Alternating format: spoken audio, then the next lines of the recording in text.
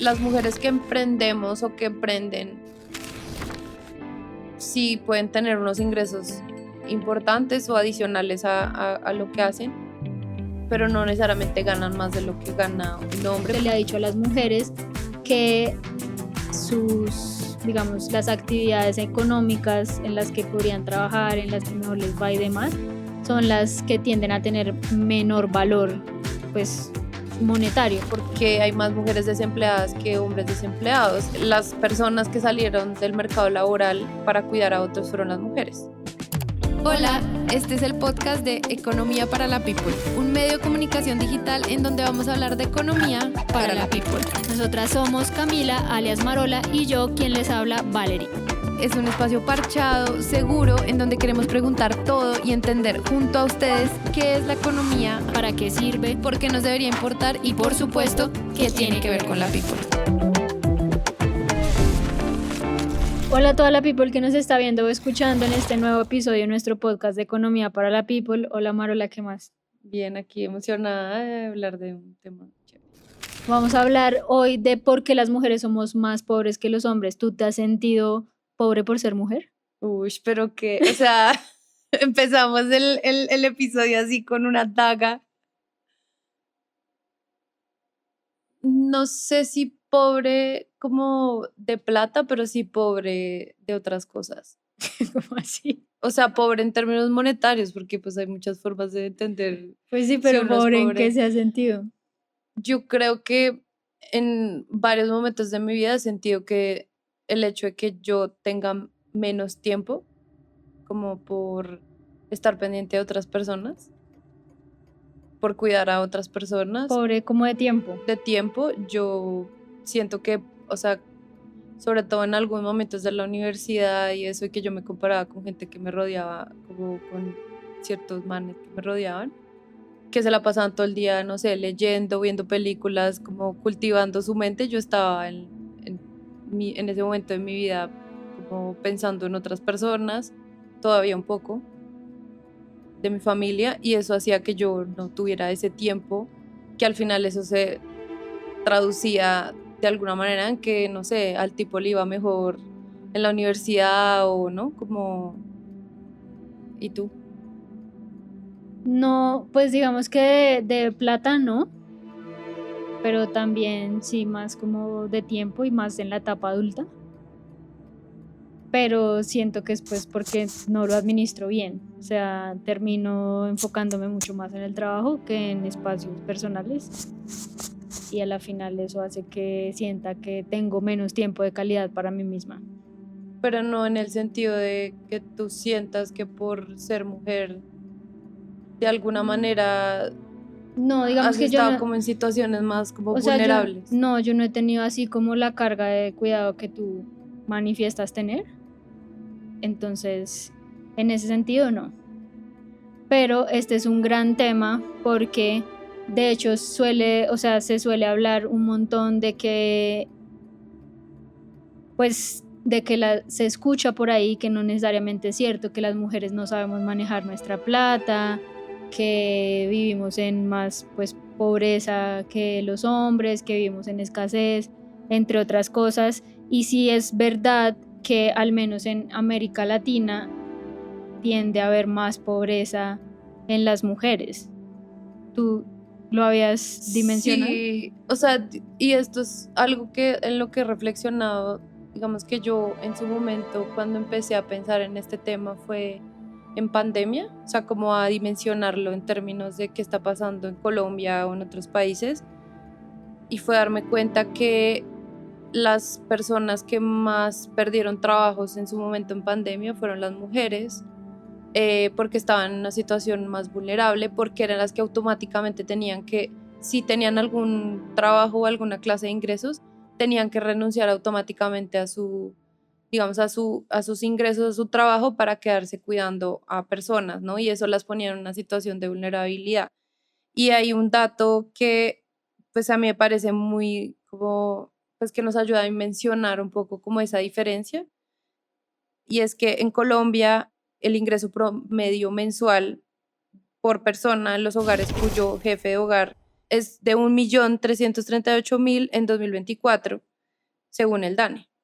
Y para las mujeres, digamos que esa cifra es más baja, es de 1.100.000 y pico, ¿no? 123.000 pesos, ¿no? Y esto, digamos, nos da como una idea de por qué en los hogares en donde la mujer es la que lidera o es jefe o como cabeza de hogar, entra menos plata y en la de los hombres no, ¿no? Y ahí hay como, pues también incluso como de historias de mi familia en donde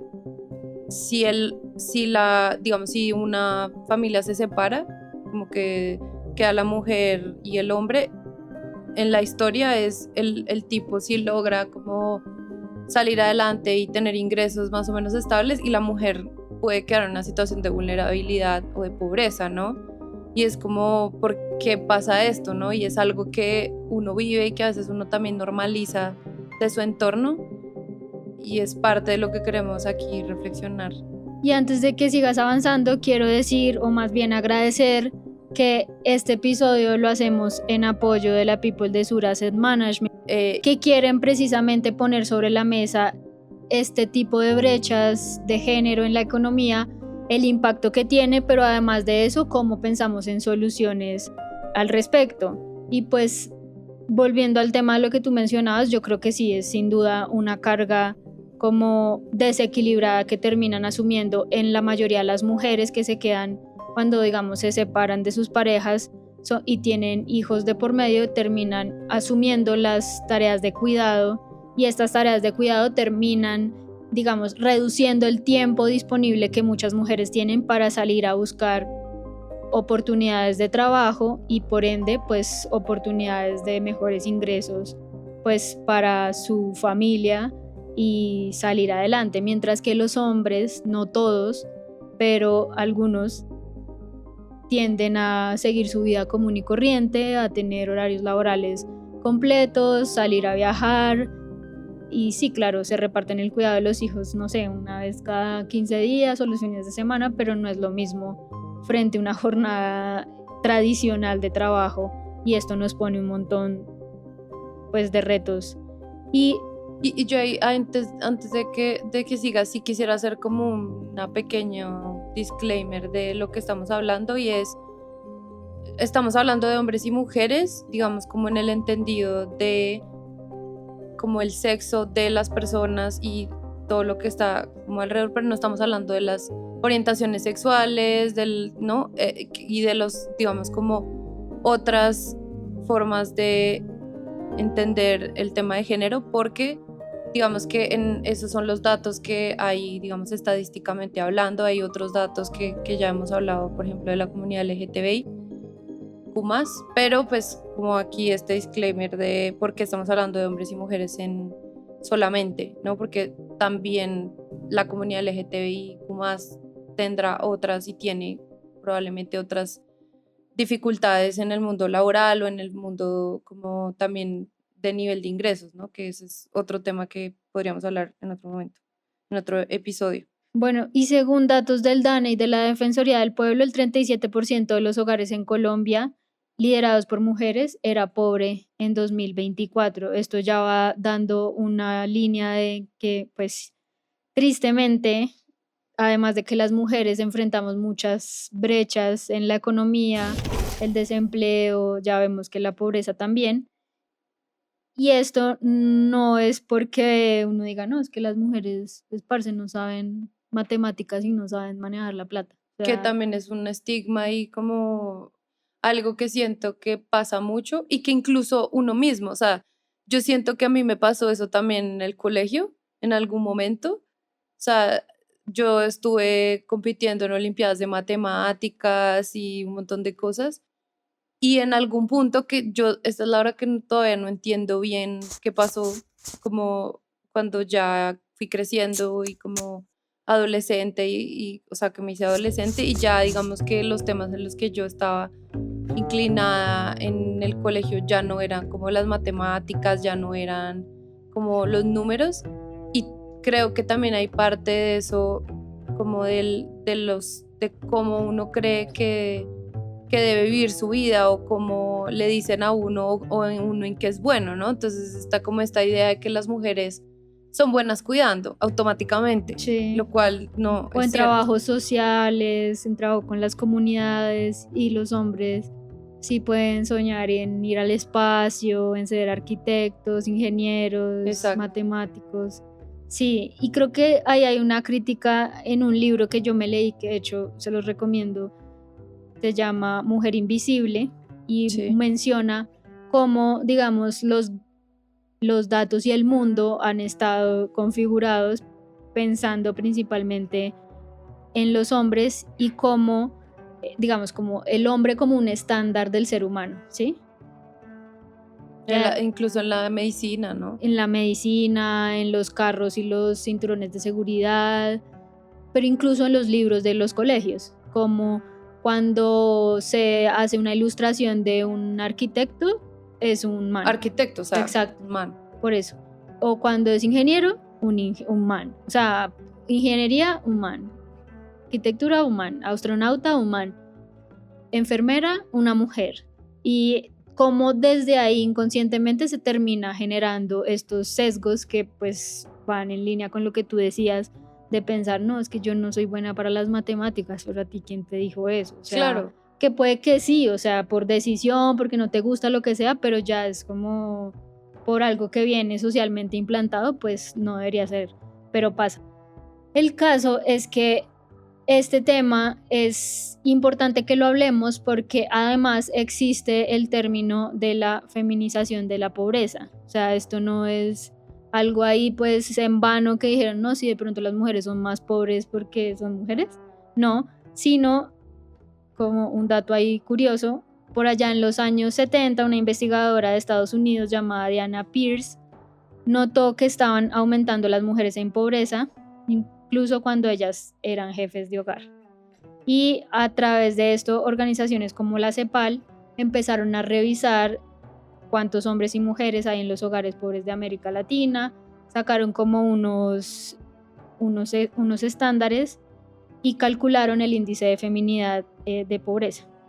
Básicamente eso tiene unos números, hacen unos cálculos, digamos que 100 ya es un número alto, que indica que hay pues pobreza en Feminización de la pobreza. Feminización de la pobreza. Y para que te hagas una idea, para la región, o sea, para América Latina, ese indicador quedó en 114 en 2024 y para Colombia quedó en 121,8, mucho más alto que en Perú y en México. O sea, ya de por sí está alto, ya superamos todas las expectativas de la feminización de la pobreza. Y eso es muy chistoso, pues no chistoso, pero como algo que a mí me inquieta mucho y es, por ejemplo, en el caso de Colombia y como en otros países de América Latina, la mayoría de la población, así sea en un porcentaje menor, somos mujeres. O sea, en el caso de Colombia es el 52%, entre 51 y 52% de la población, y aún así estamos más desempleadas, estamos más pobres, más rezagadas, pero más educadas, ¿no? Que ese es otro tema, ¿no? Es como, sin importar que igual tengamos un acceso a la educación, porque digamos, eso sí, hay que reconocerlo, este avance que hemos tenido como región y país, y es que pues las mujeres hemos accedido mucho más a la educación superior y a la educación en general en los últimos años, en las últimas décadas, pero no por eso significa que las mujeres logren tener un trabajo estable, unos ingresos estables, y esa es parte de la pregunta que nos hacemos hoy en este episodio, ¿qué podemos hacer y qué hay que hacer y cuáles son los escenarios para las mujeres para que dejemos de ser tan pobres? Sí, entender principalmente por qué pasa eso, y sobre eso, digamos, hablamos con Jenner Andrés Solarte, él es economista, experto en temas de desarrollo económico, y él contaba que hay al menos 3 razones por las que pasa esto y que además, como si fuera poco, se relacionan entre sí. La primera que él menciona, y era un poco de lo que nosotras ya veníamos hablando, son las normas sociales. Y digamos que a lo largo de la historia se ha relegado, se le ha dicho a las mujeres que sus, digamos, las actividades económicas en las que podrían trabajar, en las que mejor les va y demás, son las que tienden a tener menor valor, pues, monetario, por decirlo así.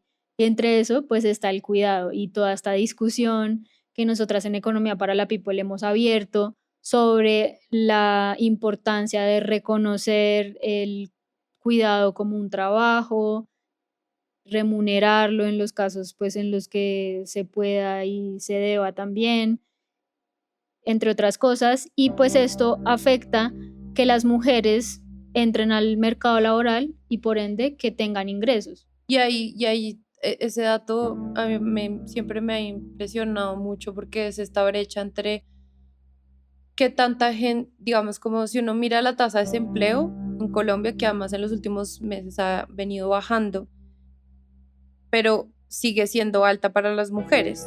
En febrero de 2026, la tasa de desempleo para los hombres en Colombia fue 7.4% y para las mujeres de 11.6% según los datos del DANE, ¿no? Entonces es como, ¿por qué hay una diferencia? Si uno somos más, estamos más educadas, porque hay más mujeres desempleadas que hombres desempleados. Y yo vuelvo al ejemplo de la pandemia, porque cuando se cerraron las puertas de todo,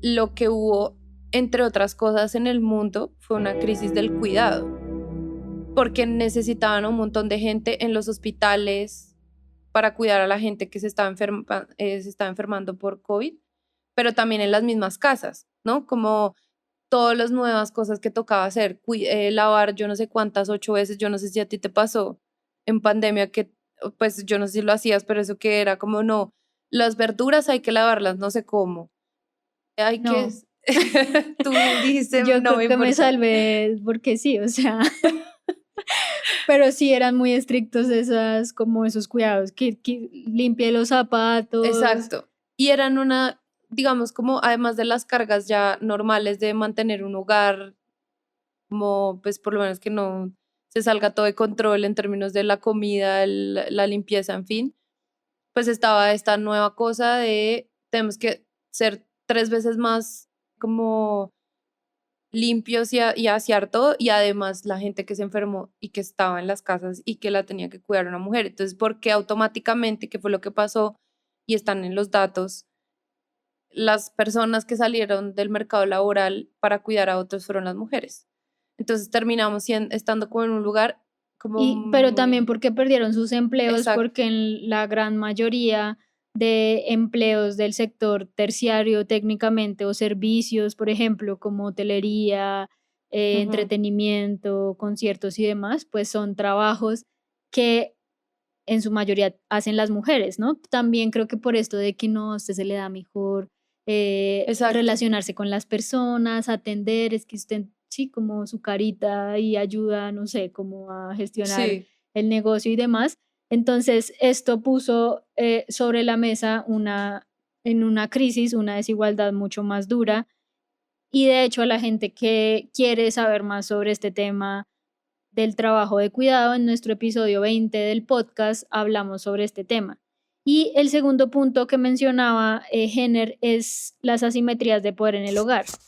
Y esto, pues claramente todavía pues pasa, pero siento que antes era mucho más visible tal vez o más dado por sentado que había desigualdades de poder al interior del hogar. Creo que con el tiempo se ha venido como diferenciando esta brecha de poder porque las mujeres estamos teniendo también como acceso al trabajo, a la educación versus anteriormente, ¿no? Claro, es que antes era, digamos, tradicionalmente y probablemente sigue habiendo hogares pues como con esas distribuciones del poder y de las cargas, y es que, no sé, el hombre es el que sale a trabajar, el que Y la mujer provee, cuida la casa y la y los mujer hijos, cuida la si casa y es los que hay. hijos. Pero entonces, en estas asimetrías de poder en el hogar, básicamente cuando las mujeres dependen económicamente de un hombre, pues de sus parejas, su capacidad de negociación disminuye y además son mucho más vulnerables a la pobreza. Porque entonces también está esta percepción de que es que o cuando le preguntan a los niños, ¿y su mamá qué hace? Nada, en la casa, ¿sí? Claro, Y su papá está viendo novelas. trabaja, sí, y Sí. su papá trabajando duro, sí, como desde muy pequeños, como que tenemos eso en la cabeza de que estar en la casa con un montón de trabajo que hoy en día, siendo adulta, reconozco por todo el trabajo que tiene una casa, pues sí implica, o sea, un trabajo muy duro y fuerte. Lo que pasa es que no es pago muchas veces, no es remunerado. ¿Qué es el ejercicio? Y aquí, pues, la gente que está escuchando, haga el ejercicio y se pregunte, si ustedes no pudieran cocinar, si ustedes no pudieran como limpiar su casa, ¿qué pasaría? O si no tuvieran una persona, ¿Cuánto les costaría? ¿cuánto costaría eso? Yo lo viví mucho el año pasado cuando pues mi abuela se enfermó y era, claro, o sea, yo estaba trabajando, yo no podía quedarme con ella cuidándola todo el rato. Entonces tocó contratar a unas personas que sobre todo pasaran la noche con ella y eso costaba una plata. Y eso, digamos, dimensionar ese cuidado que uno lo hace, digamos, pues porque obviamente es alguien que uno quiere y quiere cuidar, pero es decir, si uno no puede hacerlo porque tiene que salir a trabajar, ¿quién va a cuidar a los otros? Y esa es una gran pregunta que no, digamos que es abierta y que bueno, ahorita vamos a ir entendiendo cómo qué podemos hacer en esto, pero yo sí creo que es parte de la conversación y es cómo repartimos esas cargas porque evidentemente pues alguien tiene que cuidar y cómo lo vamos a hacer y cómo lo vamos a hacer de manera justa y cómo vamos a reconocer a una persona que, no sé, por X o Y motivo, porque decidió, porque le tocó, por las razones que sean, es la persona que se queda en la casa cuidando o sea, a sus hijos o a la casa, qué va a pasar y cómo vamos a impulsar la independencia económica de esta mujer. De hecho, ahí tocaste un punto muy importante porque para contrarrestar estas asimetrías o diferencias de poder al interior del hogar, es muy importante que las mujeres tengamos autonomía económica, es decir, que podamos tener nuestros propios ingresos y asimismo como que de cierta manera esto respalde como una posición de negociación al interior del hogar que no necesariamente debería estar mediado por el dinero, pero tristemente se da de esta manera a través de relaciones de poder. Y de hecho, yo no sé si tú has escuchado que dicen que hoy en día las parejas no duran nada porque las mujeres ahora no se aguantan nada. Y en parte... Sí. ¿Y tú crees que sí? Yo creo que en parte tiene que ver porque las mujeres estamos teniendo mucho más acceso al capital y decir como ya no dependo de usted, o sea, ya económicamente y por ende no tengo que andarme aguantando maltratos, violencia, lo que sea física, verbal, entre otras cosas, y hay una como esto no me gusta, ¿qué vamos a hacer para mediar en esto? Y chao, si no sirve. Claro, porque un poco equilibra la cancha. Exacto. Y que por eso es importante buscar las maneras de tener esta independencia económica y esa independencia económica va desde que muchas mujeres, y eso pasa, tienen sus propios emprendimientos o tienen trabajos que le tengan alguna clase de flexibilidad para poder hacerlo desde la casa, tener unos ingresos, tener unos ahorros, como usar de manera inteligente su plata para tener como ese colchón que permita que uno pueda como estar en lugares en donde quiere estar, si quiere estar en esta relación de pareja, que no sea porque el tipo Exacto. está usando su poder a que favor sea más por decisión y acuerdo, sino porque le toca. Y ahí, ojito a este dato, según la CEPAL en Colombia en 2024 un 30% de las mujeres mayores de 15 años no tenía ingresos propios versus un 11% de los hombres. Incluso en estas cosas también hay unas brechas grandes. Y bueno, el tercer punto que mencionaba, Jenner, que ahí yo sé que te gusta este tema, es el acceso al emprendimiento. Claro, y esto a mí me mueve mucho porque siento que, pues primero nosotras lo vivimos, o sea, digamos que bueno, nosotras llevamos ya 10 años trabajando y pues hemos trabajado pues todo este tiempo de manera sin ninguna interrupción, digamos, por las razones que sea. Y ahora estamos emprendiendo y digamos que parte de cuáles son los motivos. Por ejemplo, ¿qué pasa que una mujer cuando monta un negocio, una empresa, entonces dicen, oiga, voy a sacar un crédito, sacar plata, y lo que termina pasando es que, bueno, por un lado sacan su crédito y sacan adelante su negocio, pero lo que termina pasando es que la plata que sale de ese trabajo no va para ellas tampoco. Va Ay, para cuidar a Dios. otros. O incluso va a la cuenta de los maridos. O que es peor, ¿no? Y es como,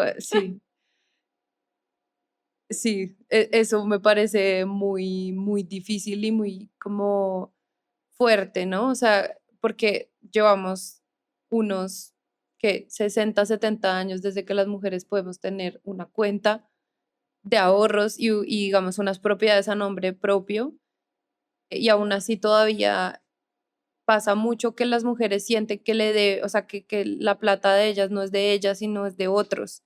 Y no solamente me refiero al esposo, ¿no?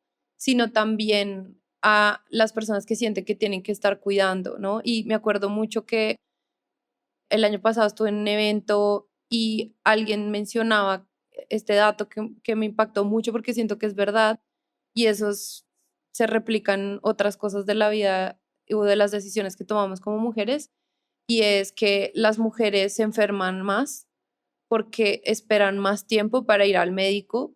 Cuando, digamos, empiezan a tener algún síntoma, no van al médico o no vamos al médico.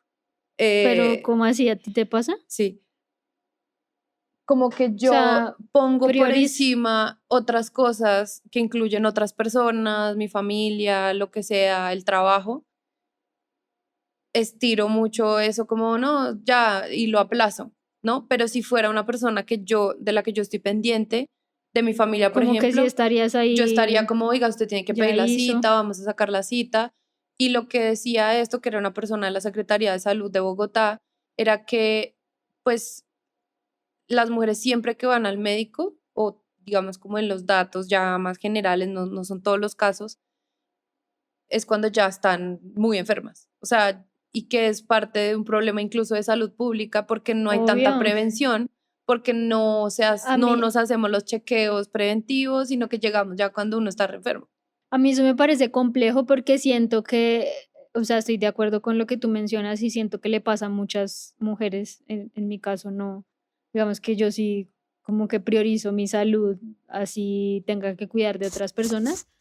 Pero siento que las personas que tienen como estas cargas de cuidado o el chip del cuidado mucho más interiorizado, socialmente o lo que sea personalmente, si tienden a priorizar el cuidado de otras personas, se desviven literalmente por las otras personas, pero no tienen en cuenta que para poder cuidar de otras personas, pues tienes que estar viva. O sea, básicamente, o sea, tienes que cuidar de ti, o sea, y eso implica ir al médico, eso implica alimentarte bien, eso implica tener tiempo para ti, eso implica hacer ejercicio, eso implica un montón de cosas. Y tener tu propia libertad económica, o sea, como también, como la plata que le permite a uno sentirse más libre, entre comillas, para hacer ciertas cosas, que creo que eso también hace parte de cómo lo entendemos, ¿no? Y de hecho aquí hay un dato que me parece pues como fuerte, y es que según una nota estadística del DAN en 2025 y la Fundación WWB,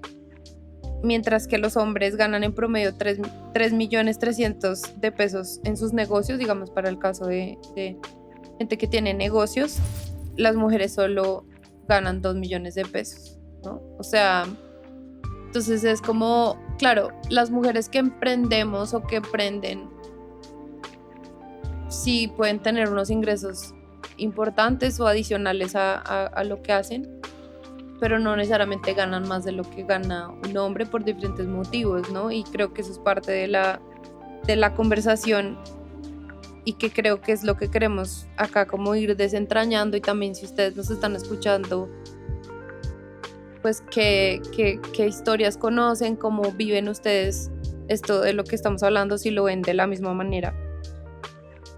Pero bueno, aquí digamos que ya para ir como redondeando lo que hemos ido hablando es, bueno, esto por qué es un problema, ¿no? Como por qué, claro, digamos es evidente la desigualdad, pero digamos Sí. en términos para la economía, porque es un Sí, problema. esto tiene muchas consecuencias para las mujeres, pero también para sus familias. Y de hecho lo que hablábamos con Jenner es que además la pobreza o la dificultad de tener ingresos puede aumentar tasas de depresión y afectar la salud mental en las mujeres, o sea, también la ansiedad.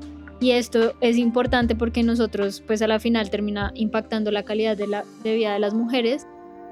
Y nosotras lo hemos hablado ya en algunos otros espacios donde decimos que todo el tema de la economía parece un tema súper racional de números y ya, pero realmente está muy ligado a las emociones y las emociones pues también a la calidad de vida de la gente.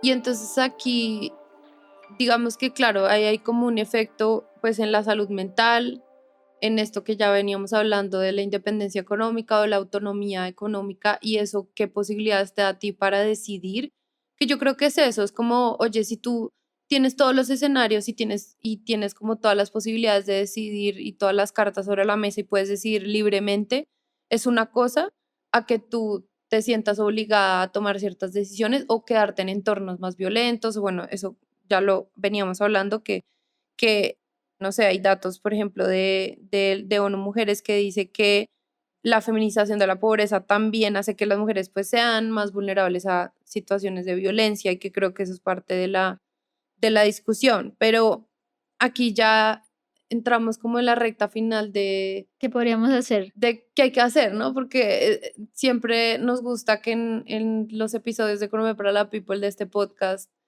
pues nos llevemos aquí como un aprendizaje o pues caminos, ¿no? Un poquito de luz, no tanto que no lo veamos todo tan oscuro.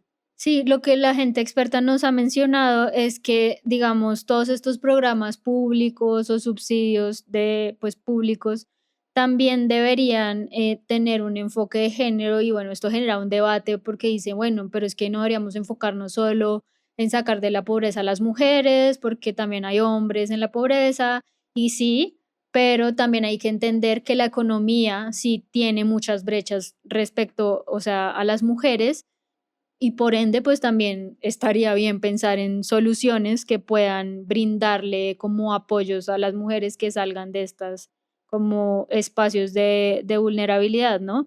Y aquí entran los subsidios, las capacitaciones, el apoyo a emprendimientos, teniendo en cuenta que las cargas de cuidado muchas veces son asumidas por las mujeres y como ya lo decíamos, esto puede limitar como su campo de acción en el mercado de trabajo formal, con, no sé, incluso cotizaciones a pensión, salud, lo que llamamos condiciones o con todo lo de ley, que a la final permita que las mujeres no terminen siendo, que ya son vulnerables, terminen siendo aún más vulnerables en la vejez, si es que pues, llegan a la vejez y puedan tener la posibilidad de mejorar sus ingresos. Y de hecho hay ese dato que dices de, por ejemplo, los subsidios con un enfoque de género.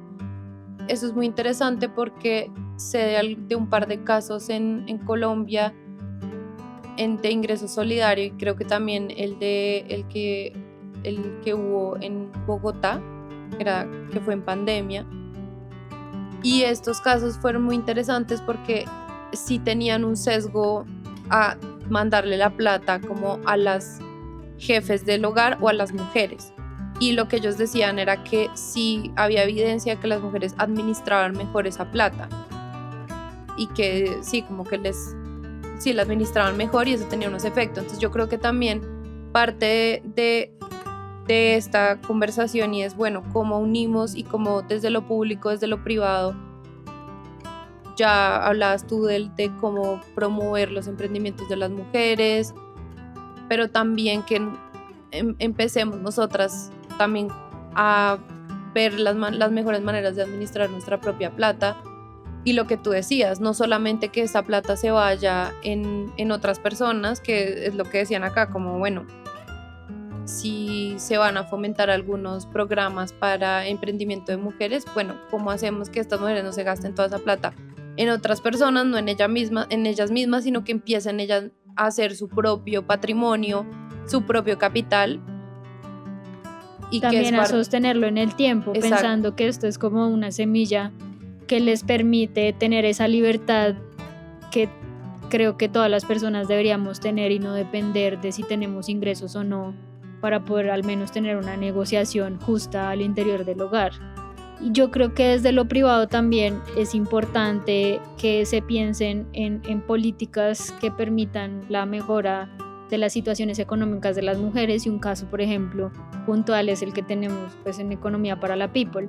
Nosotras en Economía para la People somos mayoría mujeres, hoy en día somos 10 personas, Sí, 10 personas, de esas 10 personas, 8 son mujeres. Y no es porque tengamos nada en contra de los hombres, esto siempre lo digo, sino porque creemos y sabemos lo difícil que es ser mujer y salir a buscar trabajo o tu primer trabajo.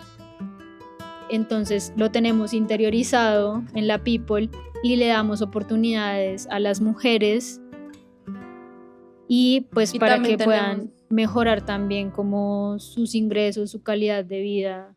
Y también en el equipo, por ejemplo, tenemos una mujer que es mamá, ¿no? Y es como, digamos que más allá del hecho de que sea mamá, es como dentro de las dinámicas laborales hay una cierta flexibilidad para cosas que tienen que hacer, pues, o en este caso una mamá que tiene que cuidar a un niño, que tiene que recogerlo en el colegio, que tiene que ir a entrega de notas, que tiene que, ¿no? Y es como, oiga, pero usted, y qué pasa en muchos como empresas, y es como, no, usted verá, no Sí, no, vaya. acá el almuerzo es de 12 a 1 y si va a recoger a su hijo, pues no sé, tiene que ser de 12 a 1. O sea, como ser un poco más flexibles frente a las condiciones que tenemos algunas mujeres en la sociedad, como por ejemplo las que son mamás. Eso creo que también es importante desarrollarlo, en parte porque muchas mujeres en Colombia, en América Latina, terminan aceptando trabajos parciales de medio tiempo o informales donde no les requieren un horario y por ende no les tienen buenas condiciones, digamos, laborales y salariales, o se quedan en la casa para precisamente poder cuidar de sus hijos. Y Entonces, eso es importante, que es el tema de la informalidad. Y yo creo que aquí también un llamado, si hay mujeres en este momento que, por ejemplo, tienen y están en sus casas y están cuidando de otras personas y no necesariamente tienen unos ingresos estables, que pues hagan también la negociación con sus parejas para que aporten salud y pensión, ¿no?